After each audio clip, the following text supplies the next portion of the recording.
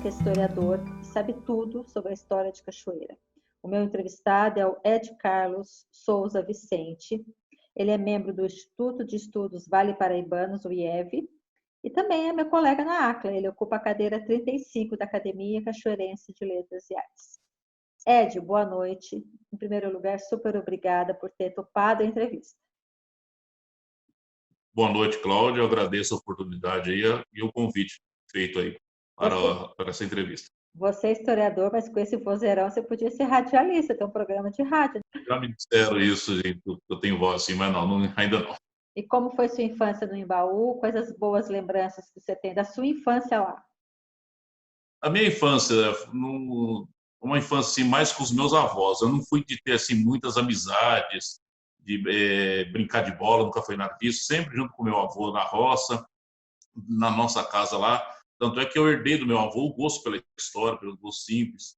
Da minha avó, a parte religiosa, embora eu não seja tão seguidor hoje, mas a parte da infância, assim, e claro, a escola rural do Embaú, hoje a Escola Maria Isabel Fontoura, já tinha esse nome, mas era uma escola mais simples.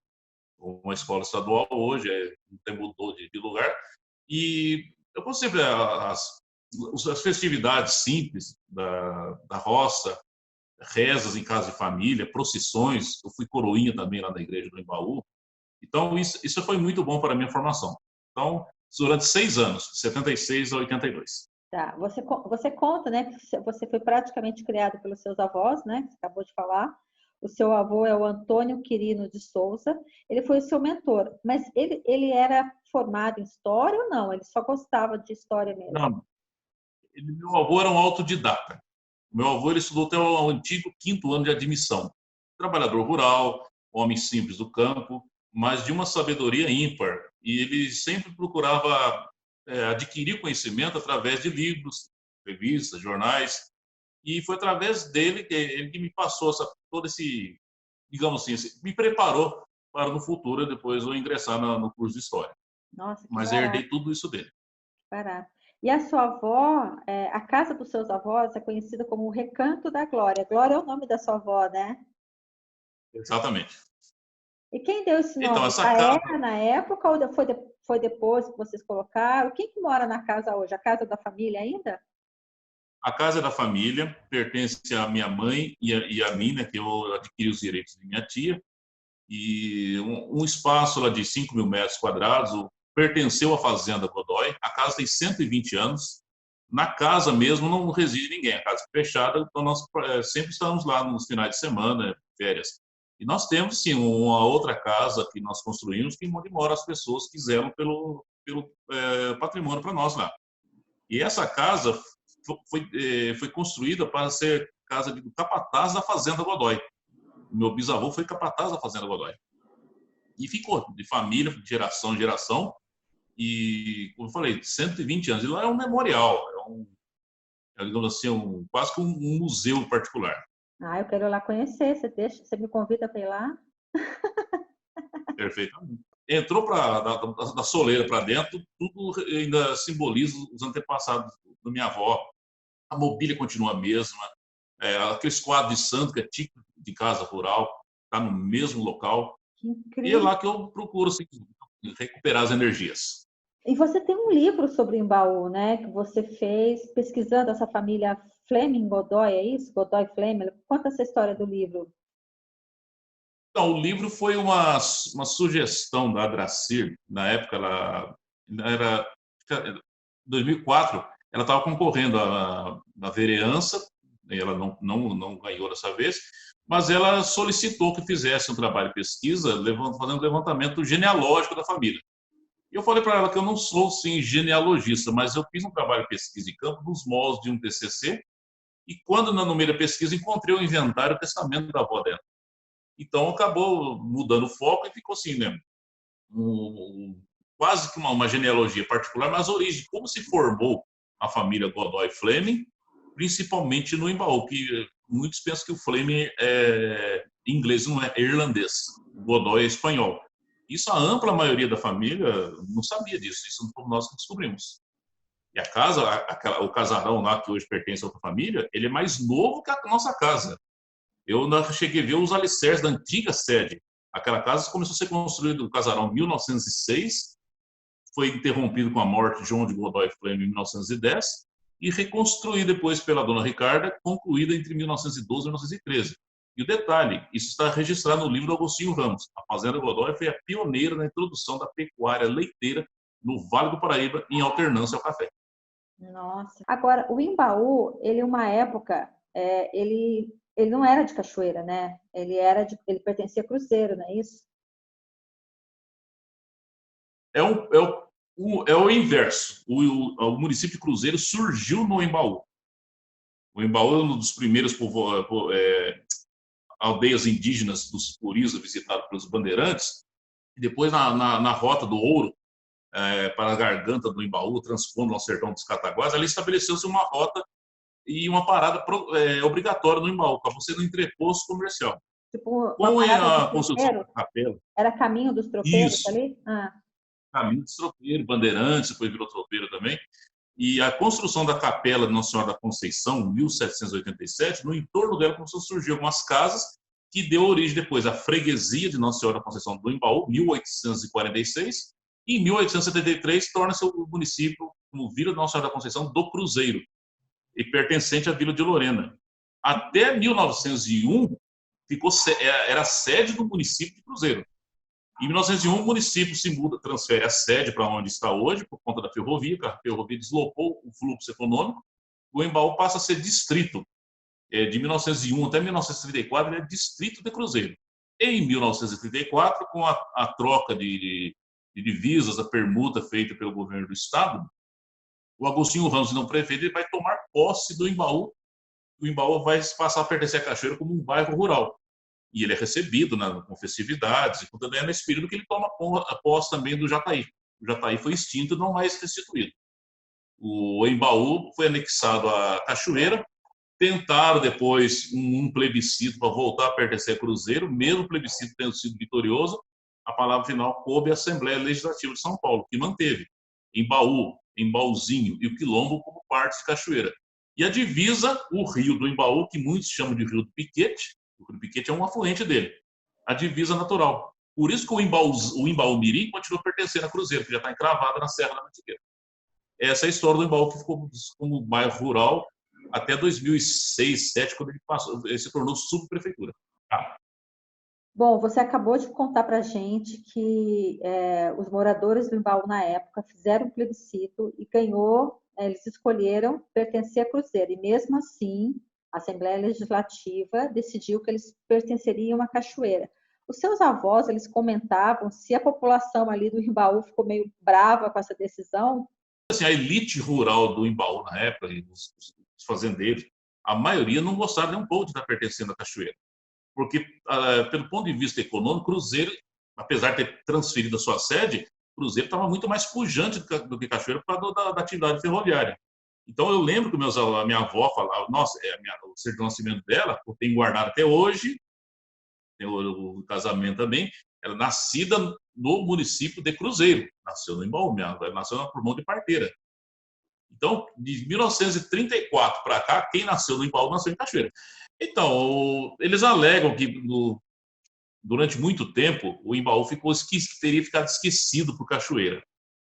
Então, da minha parte, como me lembro, apesar dos meus avós também lamentarem, mas o Embaú teve assim, muita coisa faltava. Por exemplo, um exemplo, luz elétrica no Embaú só chegou em 1985, nas ruas, quer dizer, nas casas, em 85, iluminação pública lá no Embaú só em 85. A energia elétrica nas residências em 72. Poucas casas. Enquanto isso, Cruzeiro, que foi onde transferiu a sede, em 1910 já tinha iluminação pública nas casas e nas ruas. Então há uma discrepância muito grande em termos de progresso, e isso é lamentável. Ô Ed, eu queria falar um pouquinho agora sobre a sua formação, né? Você é historiador, mas eu vi aqui no seu currículo que antes de você ser historiador, né, você fez o curso profissionalizante de mecânica no Senai e trabalhou durante 30 anos na GM. Gente de humanas fazendo exatas, como assim? Pois é. Eu entrei para trabalhar em Senai primeiro, depois para trabalhar em fábrica, por influência do meu pai. E foi uma experiência, assim, tranquila. Eu me recordo da minha antiga profissão. São 30 anos, não são 30 dias. Eu entrei É, em 84, saí em 2014. Mas quando eu decidi fazer um curso superior, eu optei por fazer história, que é algo que eu sempre gostei. Ainda assim, eu terminei em 2002, depois fiz uma pós, mas nunca imaginei dar aulas. Eu tinha uma certa aversão à sala de aula. E eu admito que a necessidade foi o que me obrigou. Eu já fui privilegiado, porque eu prestei um concurso público em 2014, passei nesse concurso, fui aprovado. Hoje eu sou professor efetivo da rede municipal de São José dos Campos, e então eu não me vejo de outra forma. Digamos que foi assim um pouco tarde, mas antes tarde do que nunca. sim. E eu amo o que eu faço, gosto demais de ser professor também. Acontecimento. Mas como é que você, como professor e pedagogo, você consegue despertar nos alunos o interesse pela história, a vontade de aprender, a curiosidade de ir atrás? Bom, primeiramente eu tive que aprender isso também, né? Eu sempre adotei uma postura assim mais tradicional de professor e nos primeiros meses eu vi que isso não funcionava. E aprendendo com outros colegas, lembrando a parte pedagógica, embora eu não tivesse feito pedagogia na época, pedagogia recente. E uma das coisas que alguns colegas me ensinaram foi não é que dá totalmente liberdade para o aluno falar o que quer, mas procurar entender, fazer com que ele entenda o que nós passamos hoje é resultado de quê. Então, nós puxamos, por exemplo, um caso, sei lá, de corrupção no país, sem ficar debatendo sobre política partidária, que isso eu não faço mesmo, mas algum fato, sei lá, histórico, qual é a sua origem, determinado local, costumo puxar para lado da história regional também, como é São José dos Campos, mora em tal bairro, você sabe que aqui em tal lugar, isso acaba despertando a curiosidade. E eu quase não sigo o livro didático. O livro didático é muito centrado. Então, eu não posso fugir dele. Mas nossas aulas, os alunos eles são protagonistas. É óbvio, tem aqueles que não se interessam mesmo. Isso aí não vou poder forçar a barra. Mas tem muitos alunos que, nossa, mas o meu avô contava isso, o meu avô contava aquilo. Então, eles vão lembrando, pegando pela memória, aqueles que ainda têm contato com seus antepassados, Sim. ainda vivos, né? Porque nem todos seguem isso. E a outra coisa que eu ia comentar, eu sempre falei isso aqui. Eu acho assim, que para você começar a gostar de história, você tem que entender a história da cidade ou do lugar onde você nasceu. Então, assim, é mais legal você estudar a história do Embaú do que estudar a Revolução Russa, na minha opinião, entendeu?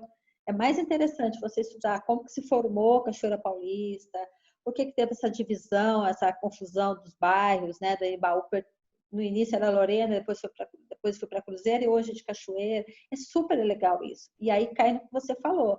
O aluno se reconhece na história, né? Ele fala, putz, meu avô realmente comentava isso. Nossa, isso aí eu vi uma foto de uma época, de uma fazenda que não existe mais. Então, acho que isso, eu acho que é por aí o caminho, sabe? E assim mesmo. E vou dar um exemplo. A escola que eu trabalho é minha sede, em São José dos Campos. No passado, ela foi era um matadouro. E nem a direção da escola sabia disso. Você que descobriu? Então, eu fui pegando os livros antigos aqui de São José dos Campos e eu acabei apresentando. Você sabe o que foi aqui no passado? Matadouro. Foi desativado em 1971. E daí eu fui puxando para uma professora que estudou nessa escola. Nossa, mas o meu avô contava que transportava gado para essas paragens aqui, mas não sabia que era aqui, não era. Cachoeira Paulista, ela tem uma história bem interessante e ela tem fatos de extrema relevância. Por exemplo, a Revolução de 32. E toda vez que tem a data de comemorar 9 de julho, a Revolução de 32, você vê as reportagens, eles falam de Cruzeiro, eles falam ali do túnel, né, da divisa dos estados, e não cita Cachoeira. Por quê? Sendo que o QG da Revolução foi instalado em Cachoeira. Foi. Ô, Cláudio, mas isso é uma coisa que eu sempre debati, sempre questionei, inclusive na ACLA, e uma falha, não é só nossa, falha da sociedade cachoeirense, de políticos cachoeirenses, porque Cachoeira foi a sede da segunda DIO, segunda Divisão de Infantaria e Operações. Era o quartel-general das operações militares contra o governo Vargas. É de Cachoeira que partiu as ordens do trem blindado que ia para Peluso, Engenheiro Bianor, pela Estrada Velha, Rio-São Paulo, né, no Vale Histórico, inclusive na Serra da Mantiqueira, no túnel. E ignoram isso. Isso não é eu que descobri, não é eu que está no livro do Agostinho Ramos, tem documentos, o próprio livro do coronel Euclides Figueiredo, inclusive seu pai me emprestou esse livro. Depois eu achei um livro num sebo aqui em São José dos Campos e, nossa, é uma obra fantástica de Cachoeira. E eles falam muito de Cruzeiro porque lá foi assinado um armistício. E assinou um armistício, um reconhecimento da derrota, mas ainda assim, pelo menos lá fazem. E Cachoeira nem isso, não faz menção alguma. Não, é uma falha imensa. E outra, eu acho que uma coisa que o aluno ia gostar muito é de ir a campo estudar história. E Cachoeira, para ensinar, por exemplo, a Revolução de 32, é só ir na praça, tem lá o soldado. Só pelo soldado já seria uma aula. Sabe por que o soldado está aqui, está com a espada apontada para Minas? Tudo isso tem explicação e tem a ver com a história, né?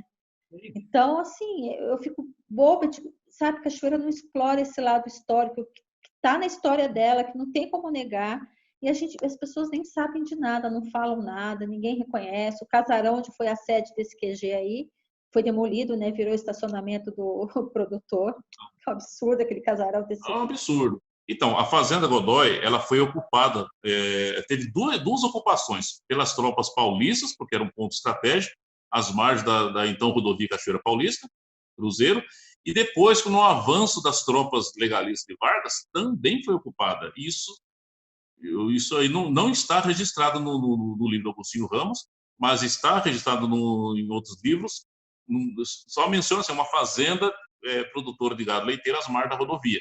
Mas a minha avó, ela tinha 15 anos na época, minha avó relatava, quando ela viu que eles tiveram que sair de lá também, porque em situações de guerra é perigoso as pessoas ficarem no local. Tiveram ordem de desocupar tudo, inclusive a avó da Dracir, ela teve que ir para outra propriedade que ela tinha na Fazenda da Serra, no Prejetuba. Então, são dias de horror, de disputa política, e para praticamente não levar nada depois, né? Porque São Paulo se bateu pela Constituição, e teve a Constituição de 34, e depois, com o Estado Novo, volta tudo a estaca zero. Mas é isso que deveria ser abordado nas salas de aula. Isso é em Baú, isso é em Cachoeira, Cruzeiro, São José dos Campos também deveria fazer isso. Aqui na rede nossa ainda tem ainda nos anos iniciais uma disciplina para estudar a história da cidade de São José dos Campos. Eu não sou do Ancinai, mas as minhas colegas sempre solicitam um auxílio e onde eu posso estar auxiliando eu faço. Mas poderia ser feitos também em Cachoeira, na rede municipal de Cachoeira. Eu acho que história local tinha que ser obrigatório no currículo. Aí, de acordo com cada cidade, estudava a sua, né? Cachoeira tem uma história riquíssima. Verdade. A estação, gente, a importância que teve a estação para Cachoeira, para o estado de São Paulo. Né? Aí tem os casarões que foram por exemplo, o casarão onde minha avó morava, ela conta da Revolução. O meu avô, fazendeiro Carlos Pinto Filho, Cacarro, ele pegou a família inteira, o gado, levou tudo alugou uma fazenda em Taubaté, né? Nos dias da Revolução, né? A Revolução durou acho que 3 meses, né? 2 meses, quase 3 meses. 3 meses. Aí o que ele fez? Ele botou todas as coisas que eles não puderam levar no porão, trancou tudo, deixou a casa vazia e ele cimentou a entrada do porão, sabe? Fez uma proteção de uma parede.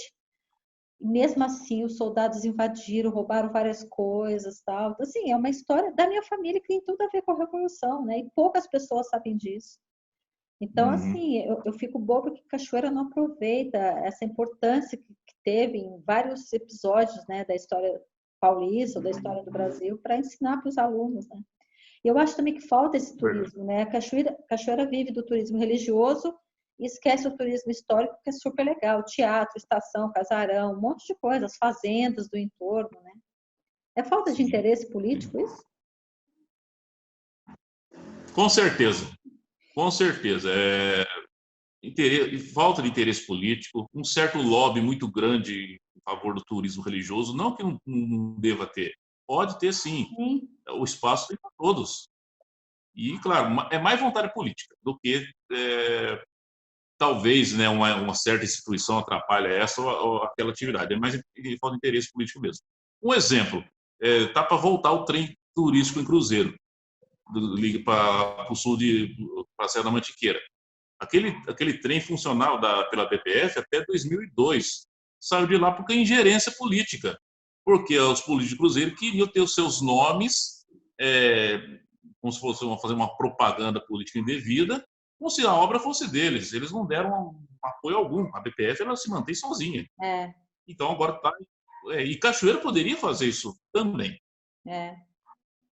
Eu falei sobre isso com o Bruno, da BPF. Eu falei com ele sobre isso. Depois você assiste a entrevista dele, foi bem legal, no Altos Papos. Ele falou sobre isso. O A Bruno ACLA... Crivellari. Hã? Bruno Crivellari? Eu entrevistei Ah, ele. sim.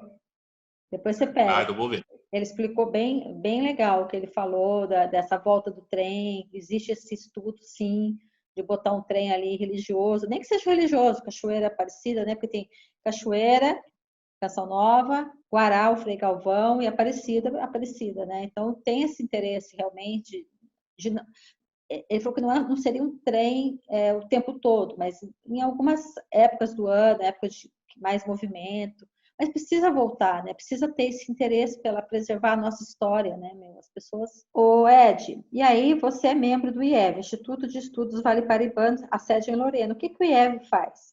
Essas questões, por exemplo, são discutidas no IEV? Sim, da mesma forma que nós discutimos na ACLA, no IEV também é discutido. É que o IEV é um pouco mais abrangente e surgiu como se fosse um grupo exclusivo de história, mas depois acabou sendo ampliado para questões ambientais, geográficas, sociais, inclusive artísticas também.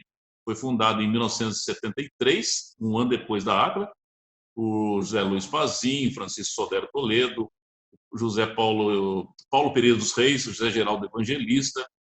Enfim, é uma instituição que está beirando 50 anos e bem demonstrado assim, dando apoio a muitas causas. É que aquele negócio sempre vai esbarrar numa falta de vontade de política. Até já tentaram boicotar alguns eventos do IEV, que é o Simpósio de História.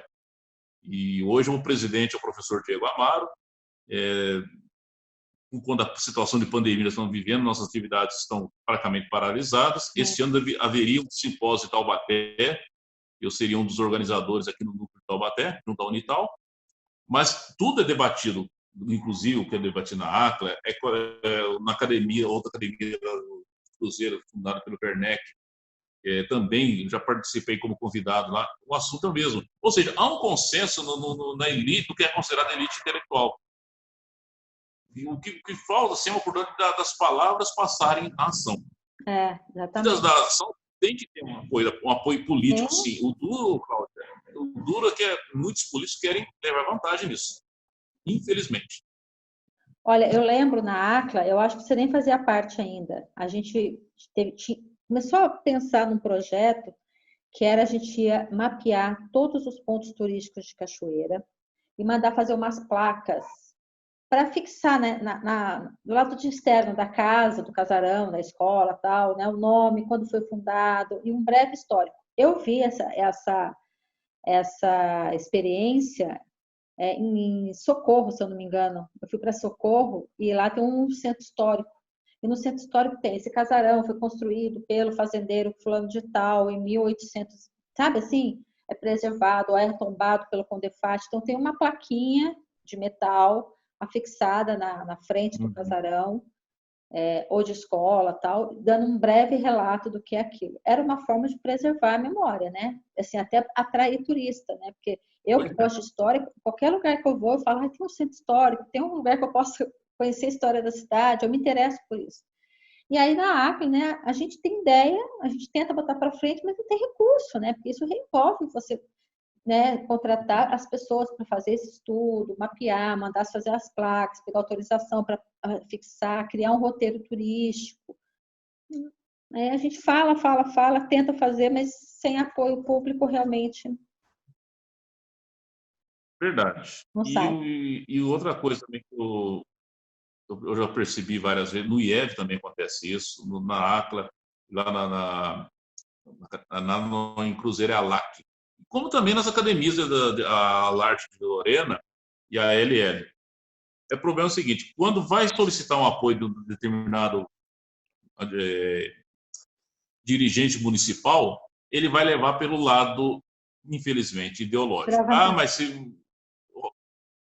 para quê? Seja de um lado ou de outro, meu Deus do céu, vamos pensar em cultura, vamos pensar em conhecimento. O que importa se o prefeito X fez ou deixou de fazer.